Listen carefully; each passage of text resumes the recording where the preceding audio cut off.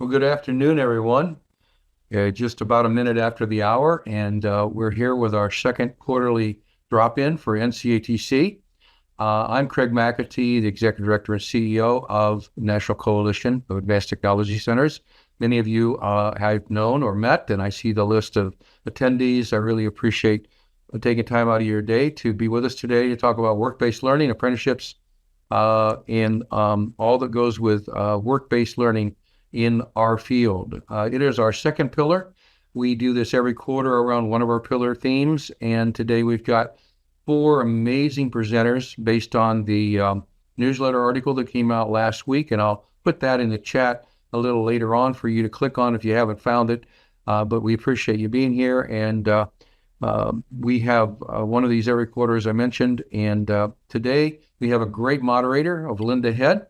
Many of you know Linda from many different meetings across the country. She is a Senior Associate Vice Chancellor for Strategic Partnerships at Lone Star College in Texas, Houston, Texas. And I'm going to turn it over to her to introduce our panel today and moderate with all of you. And what we really want everybody to know is this is a conversation, even though we're presenting a few things from experts in our board of directors and across the country, but we really want it to be a conversation throughout. So Linda's going to moderate all that for us. Take it over, Linda. Thank you for being here. Hello. Nice to see everyone. And thank you, Craig, for kicking us off here. I don't know if you know that NCATC has four pillars, and these are the areas that we focus on. And pillar 2 is apprenticeships, work-based learning, and entrepreneurship in workforce development. And apprenticeships, we tend to think about Department of Learning and very formal Department of Labor apprenticeship, and not everything we do with our companies is necessarily Department of Labor registered. Work-based learning, of course, gives us a broader overview of being able to have students working with companies and working hands-on in other ways. So you're going to hear from my colleagues here today in a variety of best practices and things that they've been doing at their colleges, and also one of our strategic partners to help people get ready for the workplace.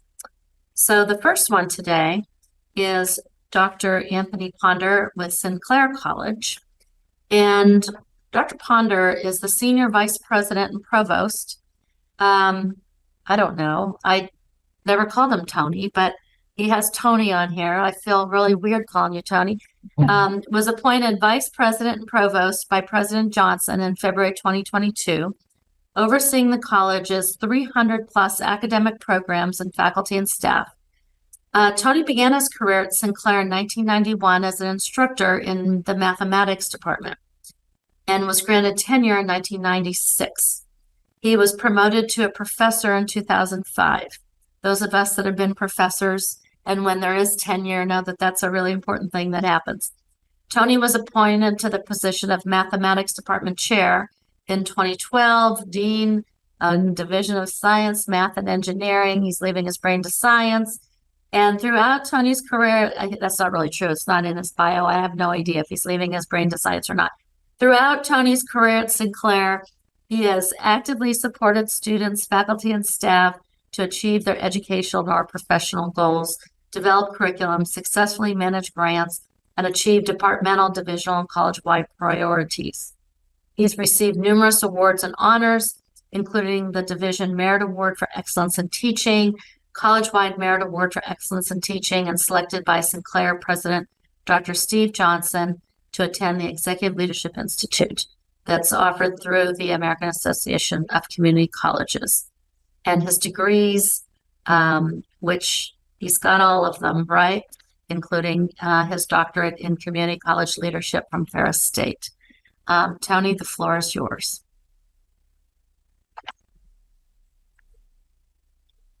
Thank you, Linda. And good afternoon, everyone. So I'm going to launch right into my PowerPoint discussion. So, Sinclair Community College, I just have a few slides just to give you a little bit more background about the institution. We are located in Dayton, Ohio. Our namesake, David Sinclair, actually coined the phrase, find the need and endeavor to meet it, which is so appropriate because that's exactly what Sinclair has been doing for over 130 years, is finding the need and endeavoring to meet it as we try and provide the residents of Dayton, Ohio with access to affordable, high-quality education. So Sinclair, we are a large, comprehensive community college. We serve more than 31,000 unique students each year. And we have over 300 different certificate and associate degree programs, as well as 4 bachelor degree programs. We are extremely excited about that. 2 of them are housed within our aviation technology department, one focused on professional pilot and the other one focused on unmanned aerial systems. And then a Bachelor of Applied Science and Integrated Systems Technician, which is a blend of robotics and cybersecurity, and then a BSN completion program. So again, just a quick slide that shows how we are serving students within the various 8-county region. And then we serve more undergraduate students than a number of our area universities combined, which I think is pretty impressive. So work-based learning, what is it? Well, work-based learning provides students with real-life work experiences where they can apply academic and technical skills to develop their employability. It's really a collaboration between the institution, our employers, and our students.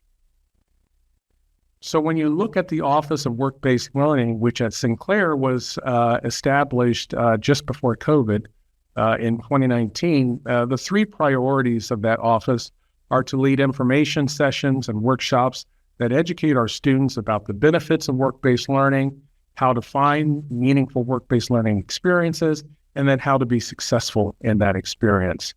We also support our industry partners in helping them build recruitment plans for pre-apprenticeships and apprenticeships. And then we also participate in industry events, relevant conferences, and webinars to build awareness of Sinclair's programs. Ultimately, I think one of the key takeaways is that this office actually complements many of our other recruitment efforts that are underway at the institution. So the office primarily focuses on 3 areas: internships, apprenticeships, as well as pre-apprenticeships. I'm not going to go into a lot of detail because my assumption is that we're all pretty familiar with those 3 areas. And then previously, before the creation of the office, each academic division, of which there are 4, had an internship coordinator. So I was formerly Dean of Science, Math, and Engineering, so I had an internship coordinator. My colleagues at our Business and Public Services division, as well as our Health Sciences division and Liberal Arts Communication and Social Sciences, all had their own internship coordinators. But in 2019, the college decided to coordinate those efforts by housing all of those internship coordinators within a single office led by a director. So this really helped to create a lot more synergy within the institution by really just the collective impact of embedding all of those different individuals within a single office. And then, as I'm going to get into here in just a moment, recently the office was able to secure 2 additional grants that provided them additional resources to support their effort. So the impact of the office, at least in the last fiscal year, so we currently have, actually the information is inaccurate, we have 100 apprentices actively right now. We are collaborating with 21 different apprenticeship partners. We have 10 registered apprenticeship programs, and the way we design those apprenticeship programs is that we're leveraging short-term certificates. So about 27 hours, I believe, is the number of credit hours within each program. So when our registered apprenticeships receive their Journey Persons card, they also will have completed a short-term certificate so that if the student decides to continue on and either earn a 1-year certificate or an associate degree, they're already on that path. The average hourly wage of our apprentices is about $17 an hour, a little over that. And last fiscal year, we served over 700 students participated in an internship at the institution. So I alluded to the grants earlier. So just last year, the Work-Based Learning Office landed about a $2 million Department of Labor grant that's focused on expanding industry partnerships and developing pathways for industrial maintenance technicians. If your region is like Sinclair's, I mean, your employers are constantly screaming that they don't have enough industrial maintenance technicians. And then in addition to that, we also landed an ECMC grant that's also focused on enhancing the college's infrastructure for tracking the student experiences in work-based learning. These last few slides are really just meant to briefly highlight some of the ways the Office of Work-Based Learning supports our recruitment efforts here at the institution. So we oftentimes will host meet and greets in our technical areas. Here we have just a slide which shows a number of our staff members at a meet and greet for the electronics and robotics department. So then we'll work with our students that are currently enrolled at the institution, as well as our employers to get those potential employees connected with employers in a very informal setting. Here's just a slide of a signing event that we had recently with one of our apprenticeship partners, United Grinding, which does, well, as you can imagine, machining and grinding in Miamisburg, Ohio. So this has been a great collaboration with that employer partner as we were celebrating their hiring of 4 new apprentices. And then this is a new collaboration that we have with one of our school districts where they are, we're partnering with them for a pre-professional academy where, again, it's an opportunity for us to work with the high school students and give them, an opportunity to basically work with their hands, which I don't know what your teenagers or your children are like. It seems to be a lost art anymore in terms of any type of ability to work with hand tools. And here's another area that we've been exploring. With many companies oftentimes having their own training programs, this slide here is highlighting our collaboration with Festo, where Festo offers their own training program. And so we have coordinated with them so that students that complete Festo's in-house training program are able to articulate credit to Sinclair in case they want to go on to complete either a certificate or an associate degree. And again, it's a really, even though in some ways we're competitors, but it's also an opportunity to collaborate because there is more than enough need around us that is going unmet. So with that, that's just a very high-level overview of some of the activities going on at Sinclair with regard to work-based learning. Thank you.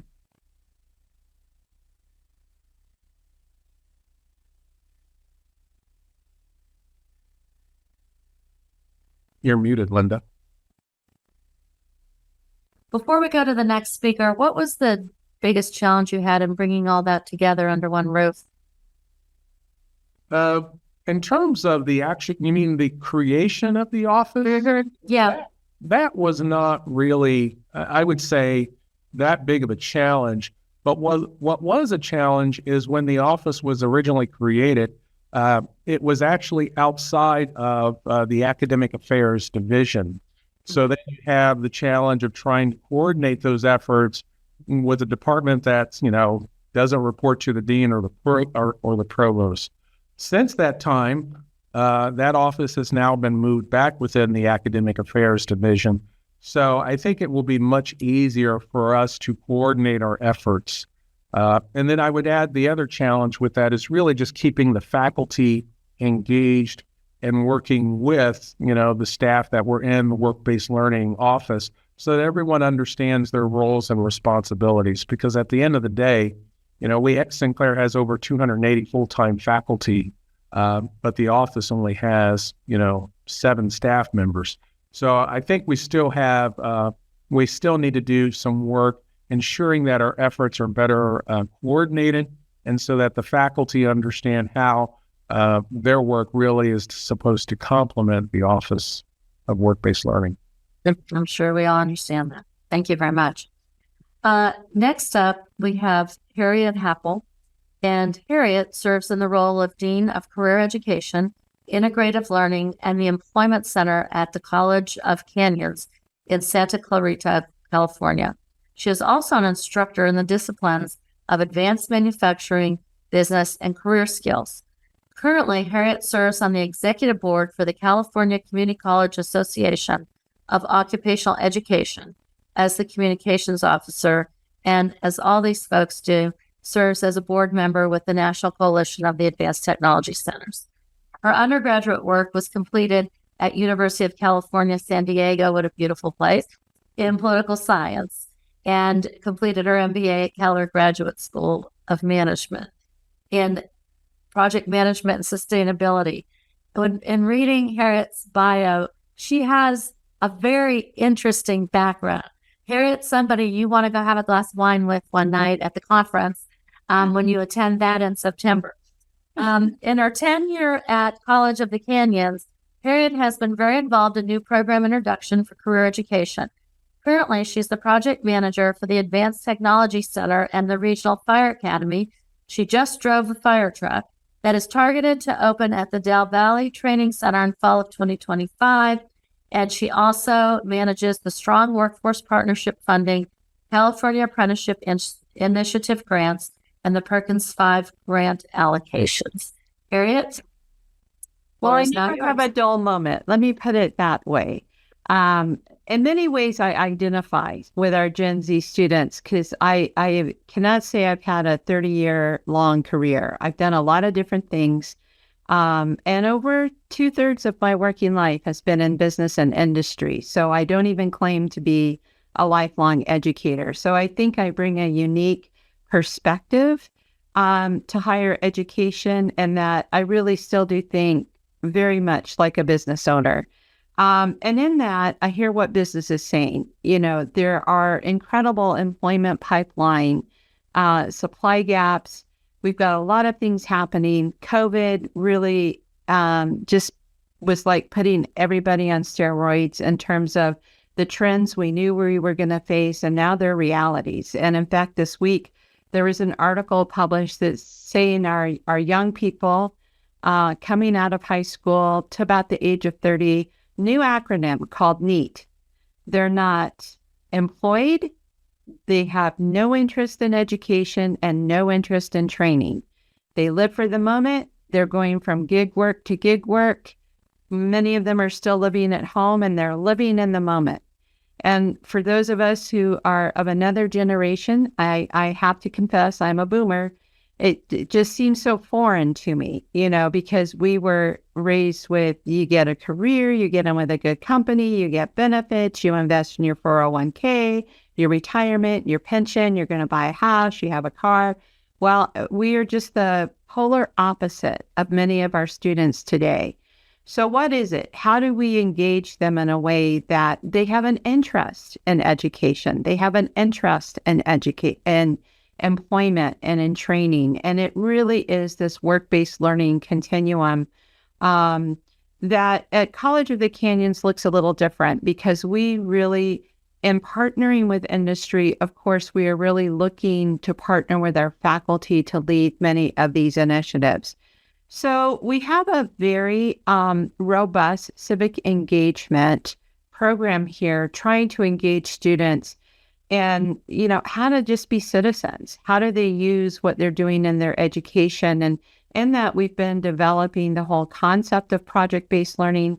How do we integrate that into curriculum? Thus the title, Dean of Integrative Learning. So I work with many of the faculty in using a design model coming out of Stanford that we bring the faculty and employers together in the classroom to identify wicked problems, and then set the students on a project by which they're addressing those problems. And the intent is not to come up necessarily with a solution, but to begin to learn how do you identify a problem? And then how do you talk about it? How do you ask the questions? How do you design the research to come to some probable conclusions in terms of how that problem may be solved? And we're really pressing this in particular programs of study such as entrepreneurship. So because we know our students are going to work far more in a gig economy than what our lived experiences typically have produced for us. So they need to be problem solvers. What's really exciting is how we can take the combination of our more creative programs of study, such as in media, entertainment, and design, and have them do some of that problem solving for some of our really specific programs of study like EMT. So this last semester, we had our animation students meet with the EMT faculty and the proctors, and they were able to create a series of animated videos for patient care scenarios. We've also done this in our medical laboratory technician, because how is a student supposed to respond when they go to take blood and a patient faints? Because they faint at the sight of blood. And so we're able to do these scenarios animated so that the students are exposed to these are possible scenarios that can happen when they actually go into the clinical site. It gives our animation students incredible a capability to develop their skills, but also to learn how to interface with a potential client in the future in terms of what their needs are. So we do use much of our Perkins and Strong Workforce funding so that we can pay faculty to take on this role because it is really outside of their traditional contract. But it encourages them then to think about what is the real world experiences we can then bring into the classroom. We are talking about creating some capstone classes in several of these programs. We have 33 career education programs that the capstone will be some type of a project-based learning assignment because we want the students, and Job Speaker is on our call today, but in addition to developing their job speaker profile and using resources like LinkedIn, but also to create their own e-portfolios so that they learn how to market themselves in this job market, because we know that employers more and more, that's how students get competitive advantage to get these jobs. Something that has been really excited that we've used a concept from our local four-year, our California State University at Northridge, is called the Graphic Media Design Intersect Lab. And this is where students within their second year of graphic media design have to apply for an internship to be an intern in our own internal agency here on campus. And so they have to go through the process of interviewing the client, understanding what the client needs are, and then again, developing different approaches to how they would design for that client, and it becomes competitive. So we put the students in teams of two, they present as a team, and then the internal client here on campus decides what is the logo that they like the best, the branding they like the best. Is it going to be a combination of a couple of the different student teams, a standalone? But it really gives them that initial agency experience that they're going to experience in the real world. And this is really important because most of them are going to go directly into gig work, and that's going to serve as their experience. And we all know, we see these job descriptions for entry-level work that say, hey, you need 2 to 3 years of experience. Well, how is a student supposed to get that? And so we feel like we're really meeting the student where they're at, and that not only are we providing them with the theoretical and the technical education, but we're giving that 2 to 3 years of experience before they ever leave us to go into workforce. It's been very exciting. Our students continually place in companies like Snapchat, which is a very competitive internship here in the Los Angeles area. And in fact, for the past 3 summers, we've had more College of the Canyon students awarded internships with Snapchat than UCLA and USC. Yay! And so we're in our sixth cohort. It is growing. We are trying now to negotiate with our business services department. Can we start doing some work for nonprofits? So we're going out into the community. So stay tuned. That's next. And then finally, pre-apprenticeships and apprenticeships. And here in California, because we always want to do something different, we actually have two methodologies that we can apply, or we can apply both. And that is the traditional Department of Labor standards, but now we have within California a Department of Apprenticeship standards. And so working in those two elements, we're looking at non-traditional programs to offer internships in, our apprenticeships in. Our first apprenticeship, where everybody signed the papers, is in early childhood education. And what's unique about this, it's not the traditional 2,000 hours on-the-job training, but it's for the teacher assistant. And so it takes a year for the student to complete the classroom hours, and then they're working in local preschools, and it's competency-based. So the students are assessed on their competencies before they begin the apprenticeship, and then we work with the employers. We have an assessment tool as to when the skills for teacher assistant has been mastered, and then that determines the hours.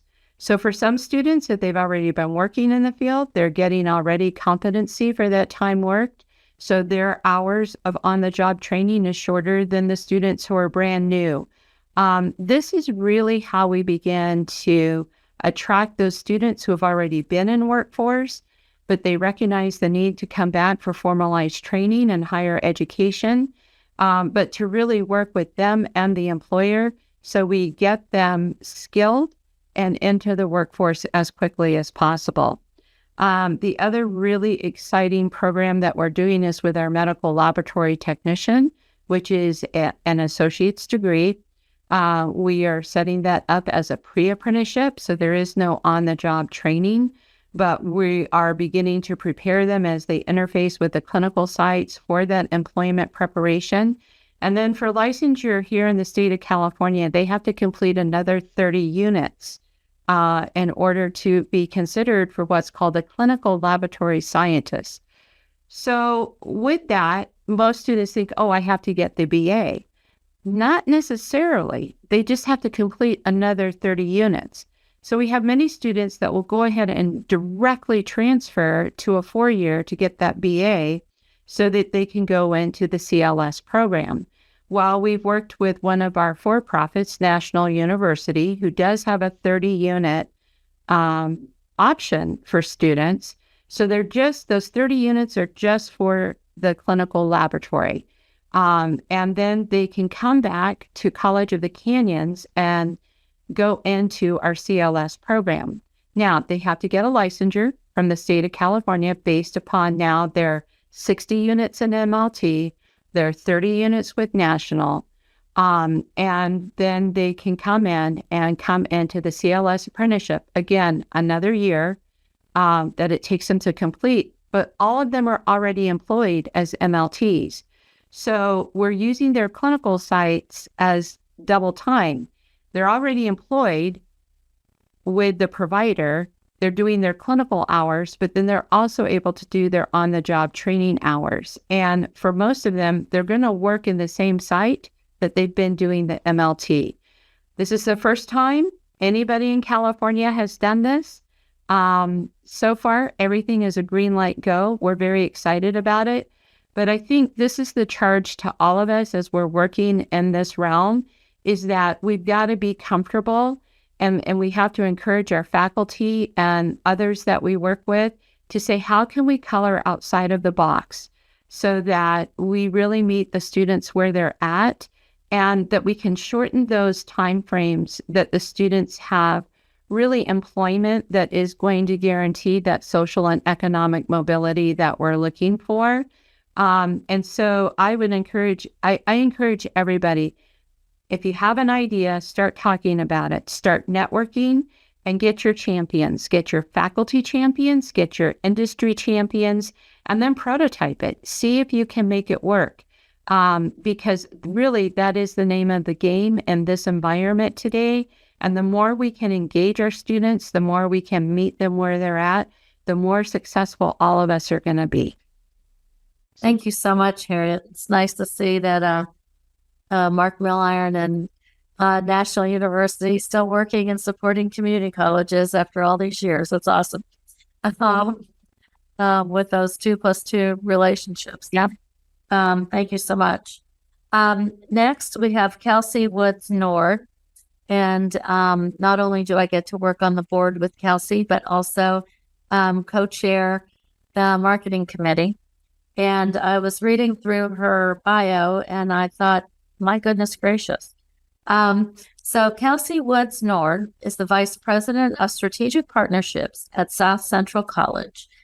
In this role, she serves as a point of contact for all local, state, national, and international partnerships. Sounds easy. This includes post-secondary and secondary partners, community-based and workforce organizations, employers, industry associations. She oversees the college's work-based learning and employment services programs, the grants department, customized workforce education, Southern Agriculture Center of Excellence, and serves as a liaison to the South Central College Foundation. Kelsey has been with the SCC since 2008, where she joined as a grant and technical writer. And during that tenure, she brought in over $25 million in grants. She led a DOL TAC grant, which, as we know, those are very difficult to secure. And then the reporting on them is, I've never done it, so I don't know. I could only imagine. It's the federal government. As a result of that work, they've brought in industry partners to secure over $2.2 million in other state funding to help in employers' pursuit of academic degrees and industry credentials. With that, I'm going to hand it over to Kelsey Woods Nord to tell you about their best practice. Kelsey? Thank you, Linda. Okay, I'm going to share this. Looks like it's upright, but if it's not, let me know. I'm going to talk a little bit about our Learn, Work, Earn program at South Central College. So just to give a little context about SCC, I've listed our mission here to provide an accessible and inclusive learning environment that cultivates student success and advances regional economic development. And I wanted to share that because I feel like work-based learning and specifically apprenticeships really align with those three main points in our mission. And so it's a great kind of output for us that aligns with our mission. In addition, SCC, so we are located in Minnesota. We have 2 campuses and we're in rural Minnesota. So we serve about 4,300 students annually. We have 100 career-ready degrees, certificates, diplomas, and academic degrees, as well as about 20 transfer programs within the Minnesota state system. And then we serve about 10,000 students annually through our customized workforce education, which in our system is our contract and open enrollment programs, but they are non-credit. And they are not eligible for any financial aid. So our Learn, Work, Earn program really encompasses our apprenticeship and dual training programs. And as Linda mentioned, traditional registered apprenticeships, we think of the Department of Labor. Minnesota is a state. We have a state apprenticeship office, so our Department of Labor and Industry. And it's pretty traditional. And so a lot of the best practices that other colleges are able to take advantage of that I was really excited about in the beginning of my career, such as like sponsoring the program for the employer. We're not able to do that in Minnesota. And so they've come up with another program called dual training, which interestingly enough also goes through the Department of Labor and Industry, but does not have quite as many requirements in terms of there's no set amount of hours for OJT or for the related technical instruction.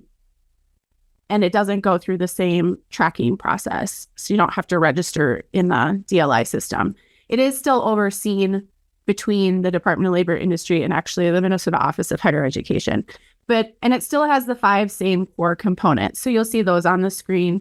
And I just wanted to highlight that because I think it's important to show that it still has some of those same great structure of registered apprenticeship, but allows a little bit more flexibility for employers. So our Learn, Work, Earn programs are aligned. They can be aligned with both our academic degrees, and that can be anything from a 1-semester certificate to a 2-year AAS degree. We started those in 2016 through the TAC grant, and we started in manufacturing because that's what our TAC grant was focused on. We've since expanded to include occupations and programs in healthcare and agriculture also. And then the dual training program specifically also has occupations in IT. And then this year they added childcare, legal cannabis, and transportation. And so there's some expansion in the non-traditional fields that they're trying to support. The occupations that they allow just have to reach, they have to meet the local or state living wage for that occupation. So there are some standards around what they will include. They also allow non-credit training as long as it's leading to an industry recognized credential. So we have worked with employers for contract training for larger numbers of employees at their companies to provide training specifically. This has been most applied in manufacturing. So when you're looking at upskilling some incumbent workers in the quality technician, welding, computer-aided manufacturing areas. And the nice thing with dual training is they do give us a carrot. And so there is legislatively, in the legislative funding, there is funding set aside for this, for the employers to apply for grants. So an employer can apply for up to $6,000 per student to support their tuition fees or books. And then this year they added some additional funding actually to do support services for students. So travel, tutoring, things like that. And all of this funding, when they apply it to the student's account, is applied prior to any financial aid or scholarships. So the students actually get the scholarships or financial aid to them in their pocket to help support if they're having to decrease their work hours or travel or things like that. So it has a really great framework, and that's what's allowed us to create these partnerships. So it really is a three-way commitment between the employers, our students, and our college. And I'm very jealous of Tony's Workplace Learning Office because when this started, and it was just me, and now it's me and one other person. And so uniquely, SCC is the first college to adapt that type of position in Minnesota State. So we're proud of that. But there was reasons we did it. And so part of it are these commitments. So looking at what the employer commits to, pretty typical for an apprenticeship, except for highlighting again that students' tuition and fees is paid up front versus a tuition reimbursement program. And then for students, they commit to completing their program degree. So when you think about the technical skills that our students are gaining, oftentimes they can leave the degree early. And so this was a way for us to ensure they finish that degree, which they will often need later down the road. And it also helps us when we are judged on our completion rates through our state funding model. And then the college provides me as the point of contact for employers, but having that one centralized person really helps in terms of bridging the gap for them, trying to navigate all of our policies and procedures. And it also helps. We've done some work with faculty to adjust our schedule based on the apprenticeship students. And so that's been a benefit also. You can see since round one, we've served about 115 students through this program. And of those, we have a 76% success rate, which is about 10% higher than our overall persistence and completion rate for the college. So that one-on-one touch point really does help. The thing that I highlight the most these days with employers and on our internal stakeholders is that apprenticeships and dual training really are an equitable training solution. They do all the things that have been talked about thus far. But with our commitments, when you remove that financial barrier up front for students, it really opens up a whole new pipeline of students that may not have considered coming back to school And even with the non-credit contract training, who didn't see themselves as students, and then they get this opportunity. And some of my favorite stories are listening to our faculty after they've helped these students earn a credential and they realize they can do it. And so it can be integrated into the current HR development strategies. It can be new hires, but either way you think about your population, SEC, we serve primarily adult learners. So 40% of our students are over age 25. So they're supporting a family. Typically, when I went to school, I was supporting myself, and that was hard enough. These students are working full-time, going to school full-time, spending time at home, and it's just a different scenario for our students. And so this gives them the opportunity to make a wage learning something that is relevant to their degree and career. It also opens up, when you think of the incumbent workforce, and specifically in healthcare, we've had a lot of students who already have a bachelor's degree, and so they're not working in that field. They can't get financial aid. So it's been a way to take a loyal incumbent workforce and upskill them into, the Mankato Clinic has done that primarily for medical assistants, and then now licensed practical nurses. So it just opens a door where you maybe weren't looking before. And in the end, it should also help you gain a more diverse workforce, whether that's culturally or through age or other avenues. I would say culturally, or we have opportunities to do better there for our college. And so that's a goal, is how we diversify the workforce. The college itself, we have about 20% students of color compared to the counties we live in, which is 12%. And so we have a very diverse student population for where we live. And so my goal and my work plan this next year is, how do we help get those students into these types of opportunities also, whether it's traditional apprenticeship or we're looking at international students and doing some work-based learning with them too, which is a whole different can of worms. But that's what I got for you today. Thank you. You know, it's really interesting because you forget, I was reading about Minnesota and your college before this, and you have 17 Fortune 500 companies in Minnesota, and then add Cargill. You know, you just forget, the 3Ms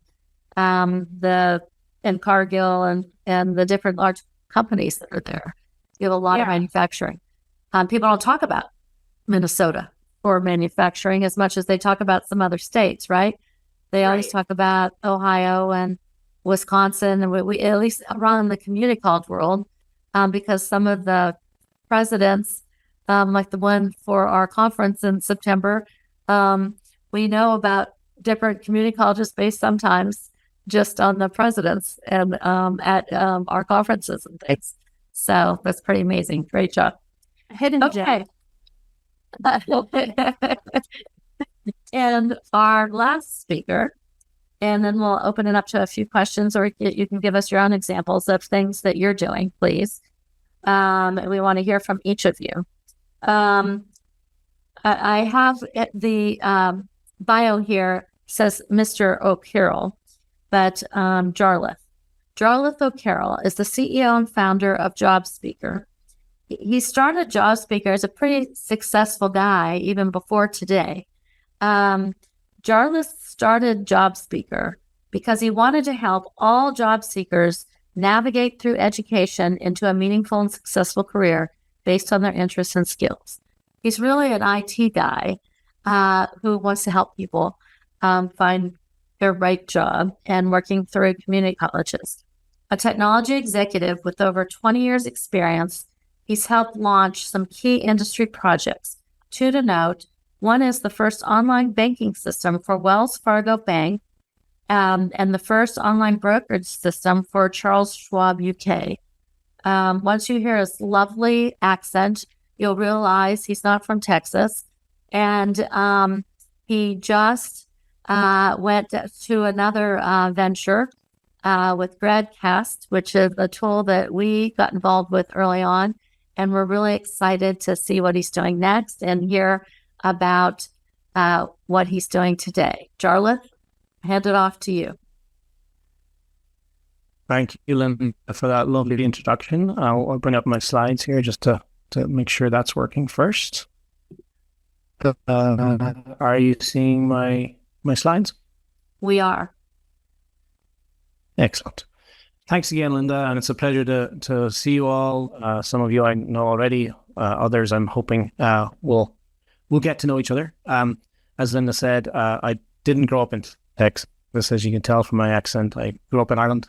I have this kind of basically burning passion to solve the problem for our youth, as Harriet mentioned earlier. It's hard to figure out what they're having problems basically figuring out what to do. And I have 2 teenagers, and they're in the same boat, trying to figure out what to do and how to navigate the world of work, which is changing dramatically based on AI and other things that are kind of hitting them in the face, if you will. And so our goal as a company is to help individuals understand how they navigate that changing world of work. How do they get from where they are today to where they want to go in their career? We do so via a platform, a very comprehensive platform. And I had to kind of laugh earlier. Kelsey, you and I started our careers in exactly the same job. I started as a technical writer as well. But I was amazed at the amount of roles that you're now in, and I kind of parlay that into what we do today. There's a lot to manage in this space, in ensuring that the students get on the right path, that employers are engaging, that your community is engaging, that you're helping individuals kind of move from where they are today to where they want to go, and hence why we've built this pretty amazing platform that engages with community colleges across the country to solve that enigma, if you will.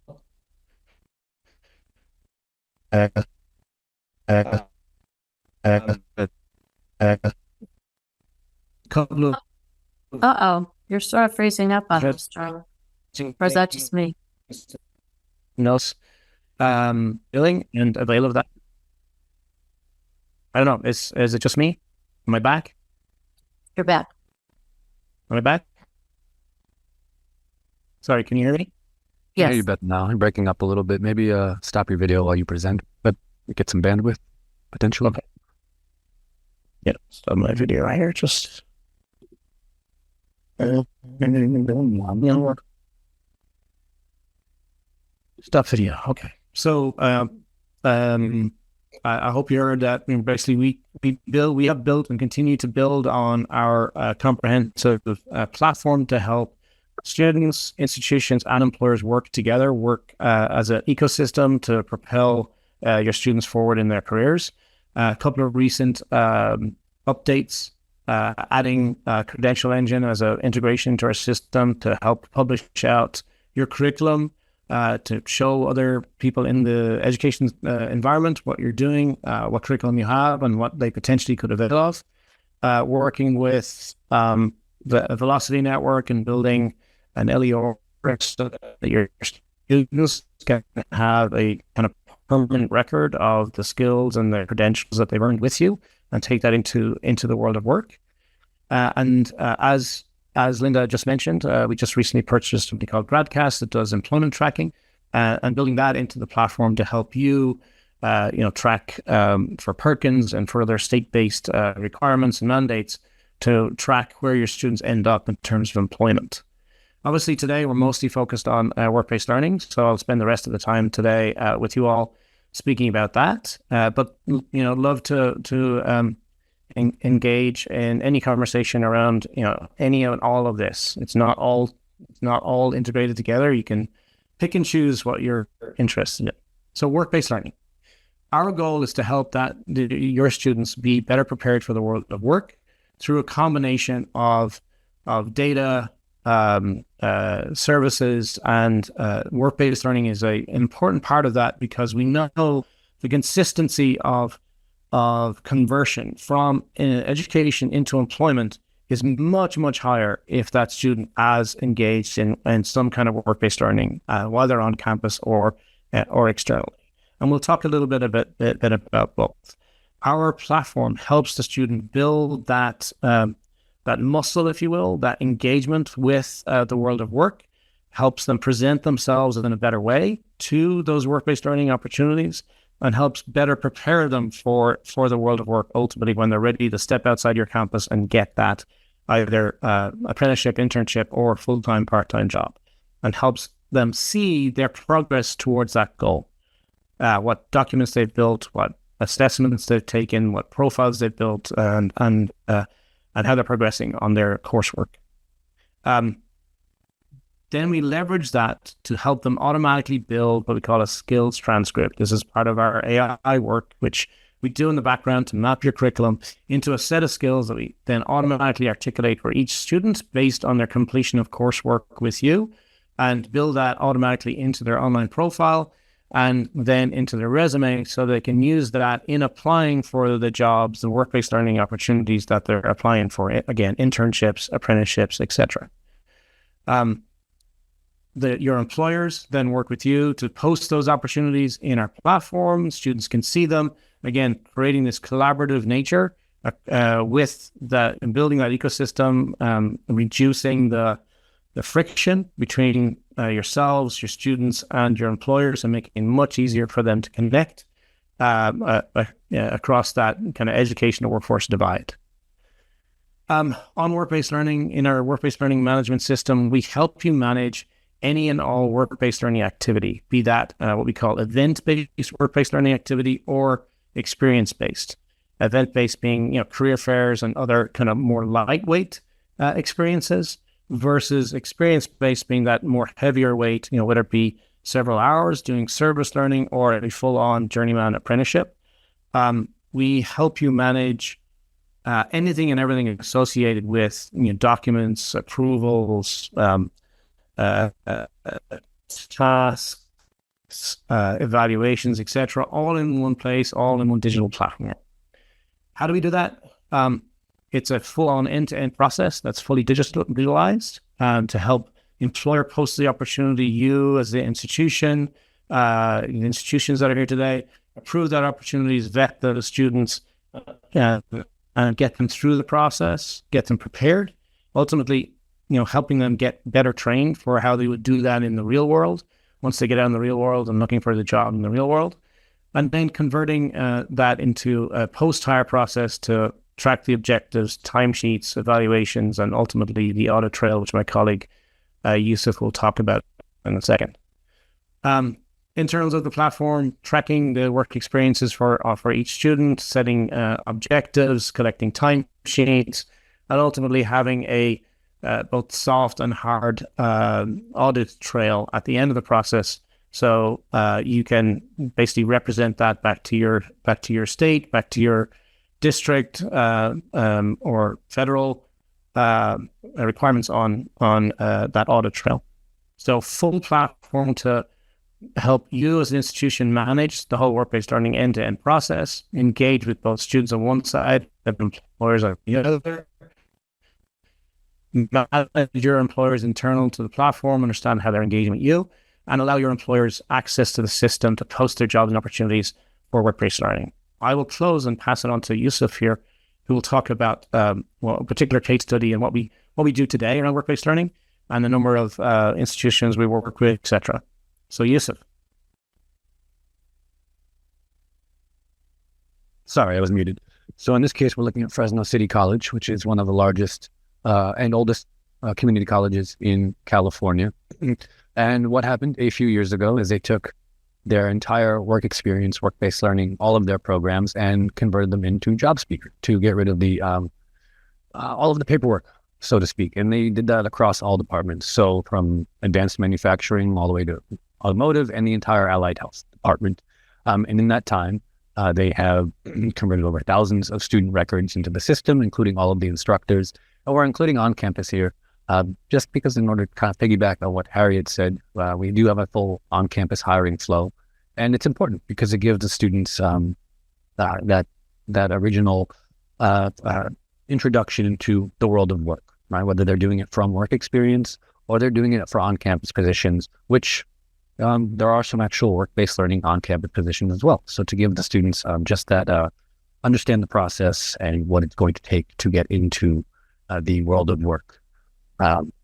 This includes all three sources, whether it's the student, the institution, and the employer. And you can see here some of the employers that includes Ford, Toyota, the Boys and Girls Club of America, and you can bring them in, and the employer is also involved in the process and part of that audit-proof process. Because what we do when we work at an institution, whether it's in California or anywhere in the States, as we work with you to understand your compliance need for your state and build it into the digital flow to make sure that you're collecting everything in a audit-proof manner. And in the case of Fresno City College, with all of their the abundance of their courses and the amount of students per semester, they did get the regular audit that any college gets last year, and they didn't get dinged once. They had a audit-proof, a no-ding audit process, single access for all work-based learning documents, because in the end, the digital flow and the output that you'll see on the platform can also be printed out and put into, whether you want to print it out in paper or just save the PDF into a shared folder to make sure that you are storing the records in a way that you choose. So that's it in a nutshell. And we point out Fresno City College because they do have a very large student population, and they also have a student population that is actually 79.5 or 80% students of color. So it is something that, creates a lot of equity in the community with a lot of important employers, and their conversion rate is pretty high in getting those students into full-time positions after they have completed their experience. If anybody has any questions about that, please ask. Did I miss anything, Jarlath? No, that's fantastic. Thank you. Thank you, Yusuf. Yes, of course. That was it. I just wanted to give you a sense of, what it is. Why do we exist? What is we do, and how we support our institutions today for work-based learning. Look forward to continuing the conversation either today or later. And thanks for your time, everyone. Thank you. Well, thank you so much. And that's very interesting. I can't wait to see how you're incorporating Redcast with that, since now we're all required to track our students afterwards. So that'll be a cool next step. Craig, do we have a minute to have people say hello around the room that have joined us? As long as they're all right with it, that'd be great. All right. Well, let's start with Claire's on the board. We know Claire. Claire, you want to say hi? Because we can pick on you because we know you. You want to say hi? Oh, you guys are all unmute yourselves. So when I pick on you, you don't sit there and be muted. Liam and Megan. Here we go. Okay. Sorry about that, Linda. Claire Korshanowski, Clover Park Technical College in Washington State, just south of the Seattle area, about 30 miles. Hello. Nice to see you. Megan, I see you next. Good afternoon. Megan Abella Bowen. I'm with Mass Tech Collaborative in Massachusetts, and I work with our community colleges, and I'm very interested in looking at apprenticeships with them. Thank you. Nia, is that how you say your name? Neve. Hi, Neve? Hi, Linda. Hi. How are you doing? I'm here as part of the job speaker team. So, Oh, you are. Hi, nice to know you. you too. And Dave?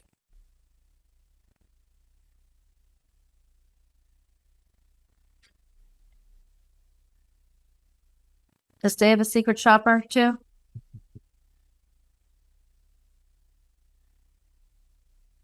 We don't know him. All right. And we know that Amy had to leave. She's with Lorraine Community College. Did I miss anybody? Do any of you have a question of any of our speakers before we leave, or a best practice that you want to share with us?